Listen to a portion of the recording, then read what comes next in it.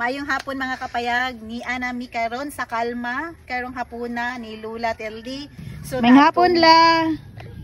Pwede ra ta din kaya sa among time. Okay, giuna to na mo unta ang suba unya nag sige mangguguan mawagtang atong so mga kapayag mao ni ang palibot ni Lula. Nundot kayo green kaayo. So mao ni ang ilang mga palibot sa ilahang lugar. Pagabantay nga naara day ka didto sa agianan. Manong bay mo. Oo, lao day ako day.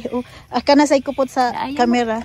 Layan ko sa mo. Oh, okay ra oy maglakaw-lakaw ka nakalimot kog dala sa kuan sa dala palit og lagundi. Ang ulo kita.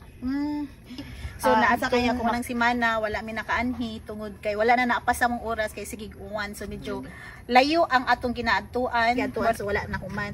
So karon la among ihatag ang katong gihatag ni manomini shout out June Misa amo nang gihatag ang wala na mo nahatag last week nga pang allowance ni Lula. So karon mga kapayag so ang amo ang destination first destination karong July 12 no among gihatod ni Lula ang iyahang para allowance gikan ni June Misa para karong umaabot nga semana. So for that, thank you so much. To God be the glory ug maayong hapon atong tanan.